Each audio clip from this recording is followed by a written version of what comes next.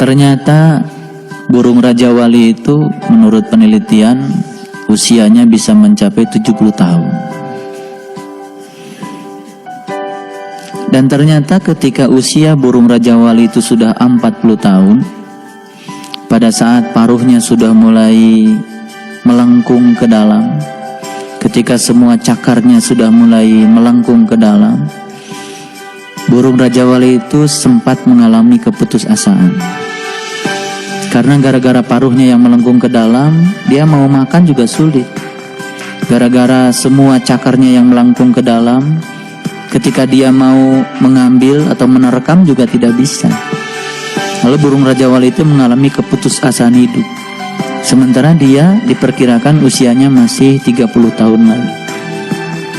Nah ternyata di usia ke-40, para peneliti menemukan burung Raja Wali itu suka pergi ke gunung yang tinggi, mencari lubang, mencari gua yang tidak pernah bisa terjamah oleh manusia. Dan ternyata di tempat itu dia sendiri, kemudian dia membanting-bantingkan paruhnya ke batu yang keras agar si paruhnya yang sudah melengkung itu bisa lepas. Jadi untuk melepaskan paruhnya itu dia harus membanting-bantingkan ribuan kali, berdarah-darah sampai wajahnya menjadi gak karu-karuan. Dan ternyata dia berhasil melepaskan paruh yang melengkung itu. Dan setelah itu kemudian tumbuhlah paruh baru yang lurus kembali seperti saat dia mendapatkan paruh. Dan rupanya proses transformasi ini berlangsung selama kurun waktu 5 bulan. Jadi kalau dihitung berarti 5 kali 30 hari sekitar 150 hari. Nah angka ini juga angka yang sangat luar biasa kalau kita tahu. Dan setelah paruhnya tumbuh yang lurus, kemudian dia mulai mematuki seluruh cakarnya. Sehingga cakarnya yang melengkung itu pun dari seluruh kakinya bisa rontok dan kemudian lepas. Sehingga tumbuh cakar yang baru. Itu transformasinya berlangsung selama 150 hari. Jadi ternyata burung Raja Wali yang ingin melangsungkan kehidupannya menjadi lebih baik saja harus bertransformasi, harus menyakiti dirinya. Dan ternyata proses menyakiti itu adalah transformasi positif untuk menjadikan kehidupannya menjadi abadi. Barangkali transformasi ini terjadi pada diri kita, cuman bentuknya yang berbeda. Kita tidak melepaskan paruh yang melengkung karena kita tidak memilikinya. Kita juga tidak melepaskan kuku-kuku yang sudah melengkung karena kita tidak memilikinya. Tapi paruh itu barangkali adalah ucapan kita, ucapan yang tidak baik kita, ucapan sia-sia kita.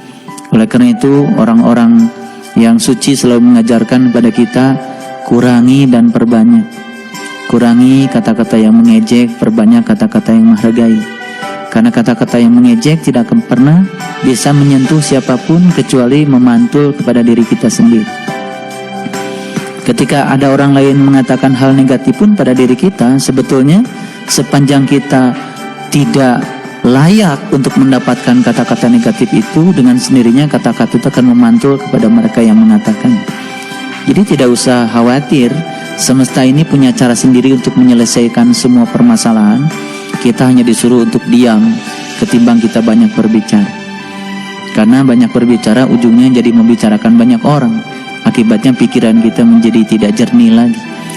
Jalan menuju ke alam cahaya yang tinggi pun terhenti karena kita mengizinkannya untuk terhenti di wilayah yang semacam itu. Kembali pada cerita burung Raja Wali tadi, ternyata untuk menjadikan sisa usianya yang 30 tahun menjadi husnul khotimah, si burung Raja Wali pun tidak mau mengizinkan dirinya dalam keadaan tidak produktif. Harus melepaskan semua hal yang tidak produktif sehingga dia menjadi burung yang gagah kembali. Dan di perjalanan usianya dia menemukan kebahagiaan yang luar biasa. Satu kunci yang perlu diperhatikan oleh kita, ternyata seluruh pembahagia di semesta ini dilahirkan dari jam terbang yang tinggi dalam ketidakbahagiaan. Jadi ketika Allah memberikan ketidakbahagiaan pada diri kita, sebetulnya Allah sedang menyiapkan kita untuk menjadi pembahagia. Percaya deh, kita akan disiapkan oleh Allah suatu saat menjadi orang yang bisa membahagiakan banyak orang. Tapi syarat untuk membahagiakan banyak orang, kita harus punya jam terbang yang tinggi dalam ketidakbahagiaan. Dalam tanda kutip sebut saja penderitaan. Kelihatannya hal yang tidak membahagiakan, penderitaan itu sesuatu yang buruk bagi orang yang tidak tahu. Bagi orang yang tahu, sebenarnya Allah sedang menyiapkan kita menjadi jauh lebih hebat, sepanjang kita tidak terjebak untuk mengizinkan diri kita terkotori.